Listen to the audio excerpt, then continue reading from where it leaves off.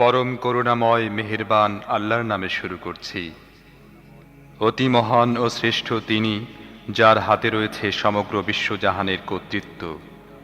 তিনি সব কিছুর উপর ক্ষমতা রাখেন। কাজের দিক দিয়ে তোমাদের মধ্যে কে উত্তম তা পরীক্ষা করে দেখার জন্য তিনি মৃত্যু ও তুমি রহমানের সৃষ্টিকর্মে কোনো প্রকার অসঙ্গতি দেখতে পাবে না। আবার চোখ ফিরিয়ে দেখো, কোনো ত্রুটি দেখতে পাচ্ছ কি? তুমি বারবার দৃষ্টি ফিরিয়ে দেখো, তোমার দৃষ্টি ক্লান্ত ও ব্যর্থ হয়ে ফিরে আসবে। আমি তোমাদের কাছের আসমানকে সুবিশাল প্রদীপ মালায় সজ্জিত করেছি, আর সেগুলোকে শয়তানদের মেরে তাড়ানোর উপকরণ বানিয়ে দিয়েছি। এসব শয়তানের জন্য আমি প্রস্তুত করে রেখেছি জ্বলন্ত আগুনের শাস্তি। যেসব লোক তাদের রবকে অস্বীকার করেছে, তাদের জন্য রয়েছে জাহান্নামের শাস্তি। সেটি অত্যন্ত খারাপ জায়গা। তাদেরকে যখন সেখানে নিক্ষেপ করা হবে, তখন তারা তার ভয়ানক গর্জনের শব্দ শুনতে পাবে এবং তা টকবক করে ফুটতে থাকবে। অত্যধিক রোষে তা ফেটে পড়ার উপক্রম হবে। যখনই তার মধ্যে কোনো দলকে নিক্ষেপ করা হবে, তখনই তার ব্যবস্থাপকরা জিজ্ঞেস করবে, তোমাদের কাছে কি কোনো সাবধানকারী আসেনি? তারা জবাব দেবে, হ্যাঁ, আমাদের কাছে সাবধানকারী এসেছিল, কিন্তু আমরা তাকে মিথ্যাবাদী প্রতিপন্ন করেছিলাম এবং বলেছিলাম, আল্লাহ কিছুই নাজিল করেননি, তোমরাই বরং বিরাট ভুলের মধ্যে পড়ে আছো। তারা আরও বলবে, আহা, আমরা যদি শুনতাম এবং বিবেক বুদ্ধি দিয়ে বুঝতাম, তাহলে আজ এ জ্বলন্ত আগুনে সাজাপ্রাপ্তদের মধ্যে গণ্য হতাম না। এভাবে তারা নিজেদের অপরাধ স্বীকার করবে। এ দোজখবাসীদের উপর আল্লাহর লানত। যারা না দেখেও তাদের রবকে ভয় করে, নিশ্চয়ই তারা লাভ করবে ক্ষমা এবং বিরাট পুরস্কার। তোমরা নিচু স্বরে চুপি চুপি কথা বলো কিংবা উচ্চ স্বরে কথা বলো, আল্লাহর কাছে দুটোই সমান। তিনি তো মনের অবস্থা পর্যন্ত জানেন।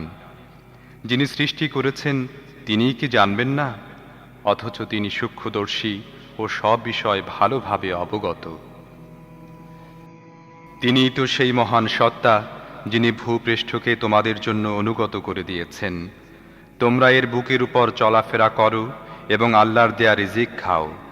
আবার জীবিত হয়ে তোমাদেরকে তারই কাছে ফিরে যেতে হবে। যিনি আসমানে আছেন, তিনি তোমাদের মাটির মধ্যে ধসিয়ে দেবেন এবং অকস্মাৎ ভূপৃষ্ঠ জোরে ঝাঁকুনি খেতে থাকবে। এ ব্যাপারে কি তোমরা নির্ভয় হয়ে গিয়েছ? যিনি আসমানে আছেন, তিনি তোমাদের উপর পাথর বর্ষণকারী হাওয়া পাঠাবেন। এ ব্যাপারেও কি তোমরা নির্ভয় হয়ে গিয়েছ?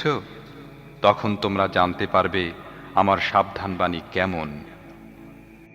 তাদের পূর্বের লোকেরাও মিথ্যা আরোপ করেছিল, ফলে দেখো আমার পাকড়াও কত কঠিন হয়েছিল। তারা কি মাথার উপর উড়ন্ত পাখিগুলোকে ডানা মেলতে ও গুটিয়ে নিতে দেখে না? রহমান ছাড়া আর কেউ নেই যিনি তাদেরকে ধরে রাখেন। তিনিই সব কিছুর রক্ষক। বলতো, তোমাদের কাছে কি এমন কোনো বাহিনী আছে যা রহমানের বিরুদ্ধে তোমাদেরকে সাহায্য করতে পারে? বাস্তব অবস্থা হলো, এসব কাফেররা ধোঁকায় পড়ে আছে মাত্র। অথবা বলো, রহমান যদি তোমাদের রিজিক বন্ধ করে দেন, তাহলে এমন কেউ আছে যে তোমাদের রিজিক দিতে পারে? প্রকৃতপক্ষে এসব লোক বিদ্রোহ ও সত্য বিমুখতায় বদ্ধপরিকর। ভেবে দেখো, যে ব্যক্তির মুখ নিচু করে পথ চলছে, সেই সঠিক পথ প্রাপ্ত, না যে ব্যক্তি মাথা উঁচু করে সোজা হয়ে সমতল পথে হাঁটছে, সেই সঠিক পথ প্রাপ্ত? এদেরকে বলো, আল্লাহই তো তোমাদের সৃষ্টি করেছেন, তিনিই তোমাদের শ্রবণ শক্তি, দৃষ্টিশক্তি ও বিবেক বুদ্ধি দিয়েছেন। তোমরা খুব কমই কৃতজ্ঞতা প্রকাশ করে থাকো। এদেরকে বলো, আল্লাহই সেই সত্তা, যিনি তোমাদের পৃথিবী ব্যাপী ছড়িয়ে দিয়েছেন, আর তাঁরই কাছে তোমাদের সমবেত করা হবে। এরা বলে, তোমরা যদি সত্যবাদী হও, তাহলে বলো, এ ওয়াদা কবে বাস্তবায়িত হবে? বলো, এ বিষয়ে জ্ঞান আছে শুধু আল্লাহর নিকট, আমি স্পষ্ট সতর্ককারী মাত্র।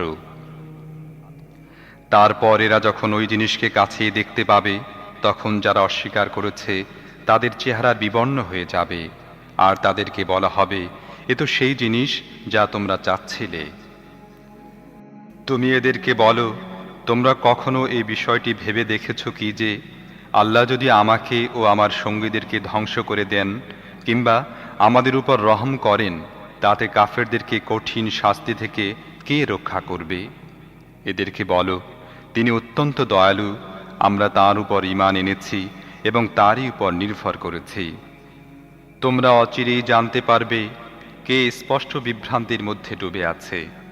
এদেরকে বলো, তোমরা কি এ বিষয়ে কখনো চিন্তা ভাবনা করে দেখেছ যে যদি তোমাদের কুয়াগুলোর পানি মাটির গভীরে নেমে যায়, তাহলে এ পানির বহমান স্রোতকে কে তোমাদের ফিরিয়ে এনে দেবে?